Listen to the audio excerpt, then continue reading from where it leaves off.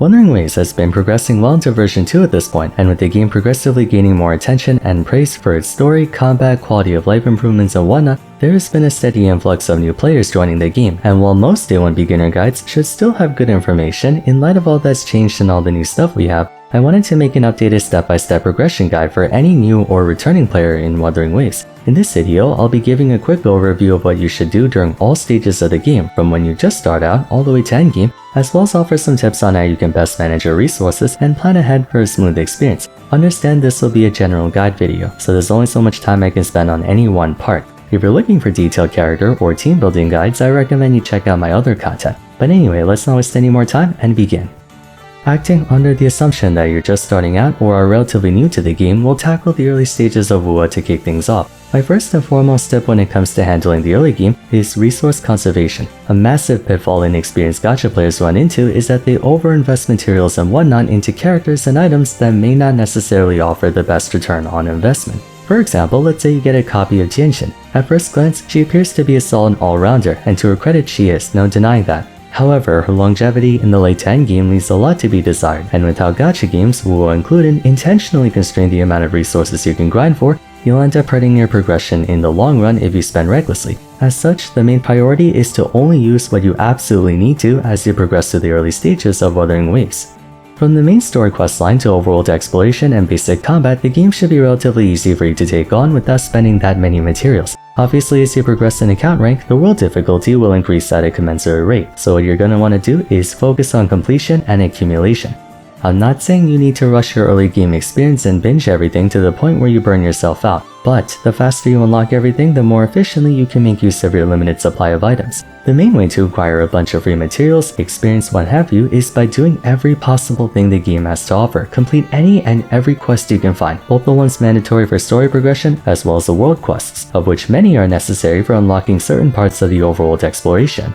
On that note, while it may be tedious, exploration is inextricably linked with the game's overall progression. Unlike in Genshin, for example, where exploration is sort of an optional side thing you can do, world option is absolutely crucial for your progression in Wuwa because 1. The game is a Pokédex of sorts. In order to gain access to higher tiered echoes, the game's equipment system, you'll need to collect any and every unique echo type in the game. The only way to do that is by going through the overworld and killing everything you come across. Kill everything that moves and pick up everything that can be interacted with, whether you think you'll need it or not, because one day you might.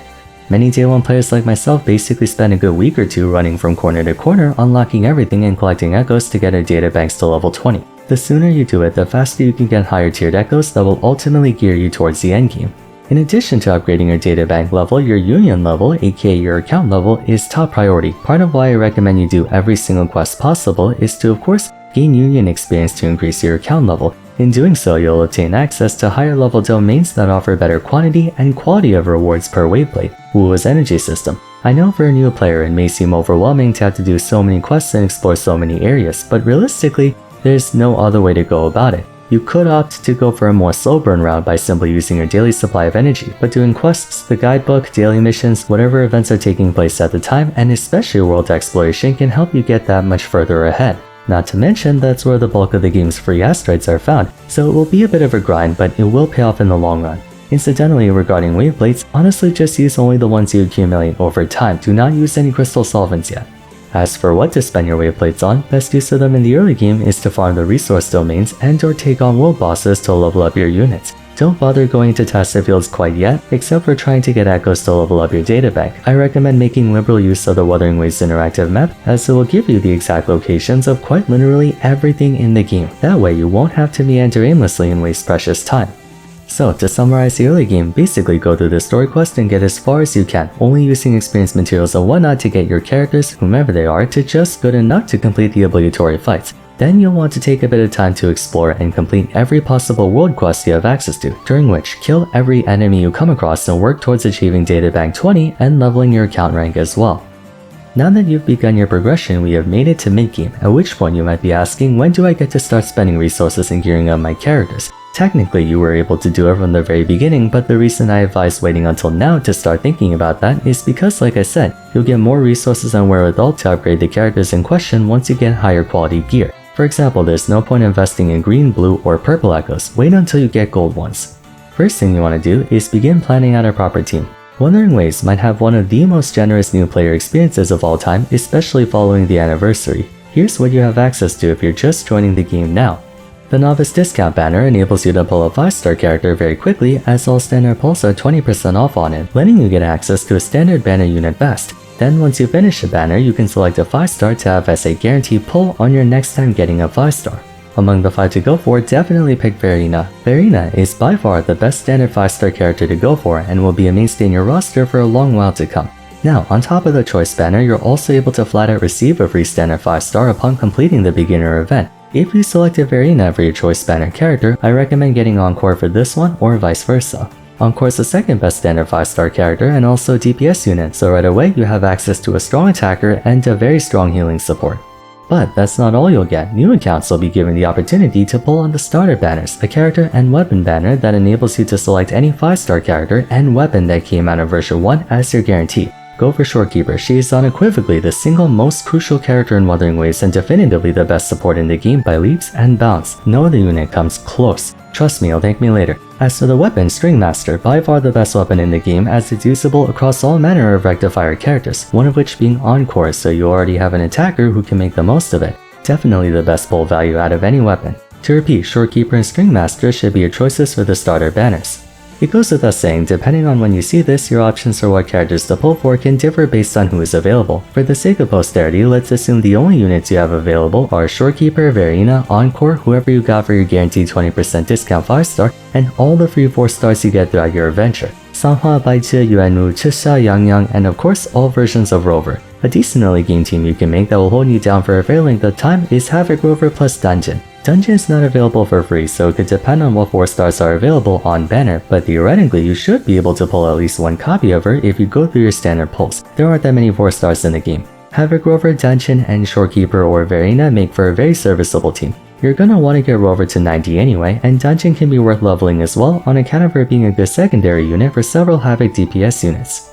Another team you can go for is Encore, Sanhua, and Shorekeeper or Verena. Encore is a very solid unit and everyone gets a free copy of Sanhua, so putting these two together alongside Shorekeeper or Verena, whichever of the two you aren't using in the Havoc Rover team, can give you two very accessible and decently strong parties to get you through the mid-game.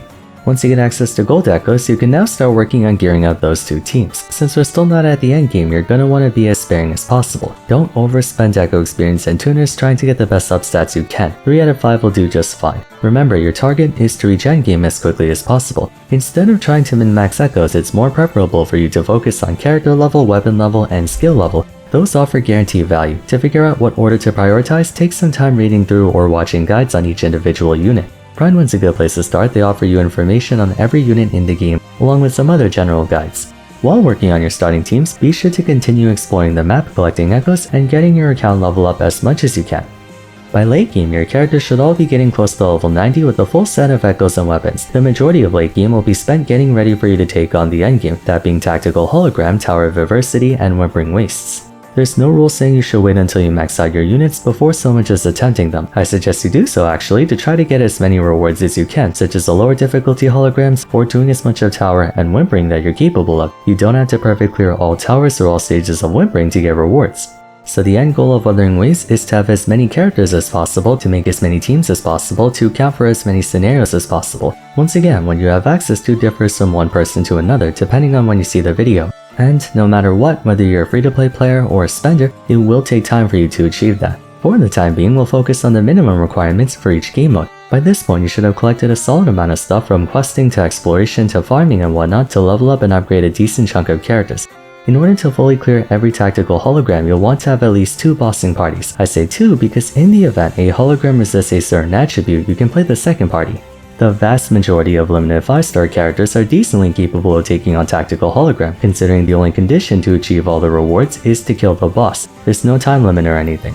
That is unless you're a tryhard. Realistically, you can kill max difficulty holograms using a 4-star attacker like Dungeon if you're dedicated enough, but for the purposes of this video, the aforementioned Encore and Havoc Rover teams can do just fine. Tower of Adversity is a bit more nuanced than that, as you'll need 4 teams to clear all 3 towers. Technically, through character manipulation, you actually only need 3 parties to full clear, since for the first 2 or 3 chambers on the side towers, you can honestly run any combination of units or even an incomplete party to get through them. For simplicity's sake, just assume you need 4 teams. Once again, the Encore and Havoc Rover teams are still usable in this situation, but you'll still need a third and fourth party. To repeat for the umpteenth time, whatever is available can vary greatly, but let's assume you're watching the video right when I uploaded it, in which case we have Yuno available. Even without Augusta, Yuno is a worthwhile tower character, and you can easily run a team with herself, Qianqian, and Shorekeeper. It's not the best use of her, but considering you have access to no one else, you're gonna have to make the most of it. That actually brings me to an important point. Understand that it will take a fair length of time for you to actually get enough parties built up to clear the endgame. Even with all the free stuff new players get, it will undeniably take a while for you to simply get enough units to clear the game for the sheer fact that you straight up cannot get 4 separate teams built up in the same version. As a day 1 player myself, I wasn't able to comfortably clear Tower of Adversity until I believe version 1.2 or 1.3 because I simply just didn't have the characters to complete it. So don't feel too bad if you're like a month into the game and Tower feels impossible to take out. You're going to hit that wall just like everyone else, don't worry about it. That is why I recommend focusing on planning for endgame as soon as possible to minimize the time it takes for you to actually clear it. Back to the point though, while new releases will almost always outperform old ones, you'll still want to keep an eye out for strong supports and attackers that get featured in reruns. I have a ton of videos talking about the best attackers in free-to-play teams, so after watching this one, I highly recommend you watch my other ones to get more information. For the time being, Augusta, Phoebe, and Camellia are 3 very strong units to get and relatively easy to build as well. All 3 of them handle tower pretty competently, and Augusta and Phoebe can take on hologram bosses with ease. Camellia, on the other hand, is a phenomenal option for Wuthering Waves. Unlike hologram, which focuses on bossing, and tower, where you're expected to take on a small number of enemies, Wuthering mandates you to take on multiple clusters one after another, so you'll want someone with enough sustained attack strength and area coverage to get you through it. Wuthering Waves requires 2 parties. One section can easily be handled by a simple Camellia, Sunhua, and Shorekeeper or Verena team. For your other party, if you pulled Augusta, you can run Augusta, Mortefi, and Shorekeeper or Verena to handle that section. If you're watching this down the road, there will no doubt be other characters to pick from, so in the event of that, be sure to brush up on information. You can check out my character analyses, or you can go over to my good friends Brax and Iwin Toulouse to check out their guides as well. Once again, Pinewin's a great resource if you're a bigger fan of reading guides instead of watching them. Either way, to summarize, your target is to work on 2 bossing parties, 4 tower parties, and 2 Wuthering parties. That doesn't mean you need 8 different teams. Characters can work for multiple game modes. For example, Augusta can be good for all 3. Practically speaking, you only need 4 parties, but of course the longer you play, the more units you'll get and the more parties you can make.